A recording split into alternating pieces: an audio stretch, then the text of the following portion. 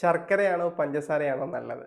പ്രമേഹമുള്ള ആളുകള് പലപ്പോഴും പഞ്ചസാര ഒഴിവാക്കിയിട്ട് ചായയിൽ ശർക്കര ഇട്ട് കഴിക്കുന്നതൊക്കെ ഞാൻ കണ്ടിട്ടുണ്ട്. ശർക്കര കുഴപ്പമില്ല എന്ന് വിചാരിച്ചിട്ടായിരിക്കും. അപ്പോൾ ഇതിനെക്കുറിച്ചാണ് നമ്മൾ ഇന്ന് ഈ വീഡിയോയിൽ സംസാരിക്കുന്നത്. ഞാൻ ഡോക്ടർ ധീരജ്. ശർക്കരയും പഞ്ചസാരയും രണ്ടിലും ഷുഗർ ഉണ്ട്, ഗ്ലൂക്കോസ് ഉണ്ട്. അതുകൊണ്ടാണ് നമുക്ക് നല്ല മധുരം കിട്ടുന്നത്. ഇത് രണ്ടും ഉൽപ്പാദിപ്പിക്കുന്നത് കരിമ്പിൽ നിന്നാണെന്ന് നമുക്കറിയാം അല്ലേ? പക്ഷെ ഇവ രണ്ടും തമ്മിൽ ചില വ്യത്യാസങ്ങളുണ്ട്. അത് ഈ പഞ്ചസാര അല്ലെങ്കിൽ ടേബിൾ ഷുഗർ എന്ന് പറയുന്നത് ഒരു സംസ്കരിച്ച രൂപമാണ്. നല്ല റിഫൈൻ ചെയ്ത് വന്നിട്ടുള്ളതാണ്. അപ്പൊ ഈ അതിനോടൊപ്പം മറ്റ് ഘടകങ്ങളൊന്നുമില്ല, പ്യുവർ ഷുഗറാണ്. അതേ സമയത്ത് ഈ ശർക്കര എന്ന് പറയുന്നത് അത്ര റിഫൈൻഡ് ആയിട്ടുള്ള സംസ്കരിച്ച ഒരു രൂപമല്ല.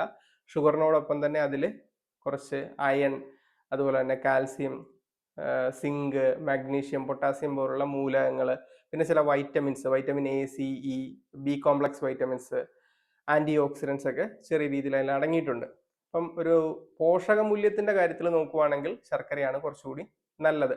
ഇനി ഡയബറ്റിക്കുകാർക്ക് ഇത് കഴിക്കാവോ എന്ന് ചോദിച്ചാൽ, പഞ്ചസാരയും അതുപോലെ തന്നെ ശർക്കരയും കഴിച്ചാൽ എത്ര പെട്ടെന്നാണ് നമ്മുടെ രക്തത്തിൽ ഗ്ലൂക്കോസ് സ്പൈക്ക് ഉണ്ടാകുന്നത്, കൂടുന്നത്. അതിനാണ് നമ്മൾ ഗ്ലൈസീമിക് ഇൻഡെക്സ് എന്ന് പറയുന്നത്.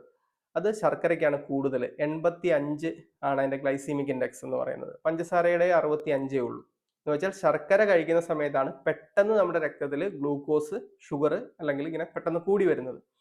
ഇനി ഇതിന്റെ രണ്ടിലും അടങ്ങിയിരിക്കുന്ന ഊർജത്തിന്റെ അളവ്, അത് 385 തൊട്ട് 400 കിലോ കലോറിയാണ് 100 ഗ്രാം പഞ്ചസാരയിലും ശർക്കരയിലും അടങ്ങിയിട്ടുള്ളത്. ഏകദേശം സെയിം ആണ്. അപ്പം കാര്യമായ രീതിയിലുള്ള വ്യത്യാസങ്ങളൊന്നുമില്ല. ഇവ രണ്ടും പ്രമേഹ രോഗികൾക്ക് നല്ലതല്ല എന്നുള്ളതാണ് പറഞ്ഞു വന്നതിന്റെ അർത്ഥം. ഇനി പ്രമേഹം ഇല്ലാത്ത ആളുകൾക്കാണെങ്കിൽ പഞ്ചസാരയേക്കാളും നല്ലത് ശർക്കര തന്നെയായിരിക്കും. കാരണം അതിൽ ഈ പറഞ്ഞ രീതിയിൽ കുറച്ച് പോഷകമൂല്യം കൂടുതലുള്ളത് കൊണ്ട്.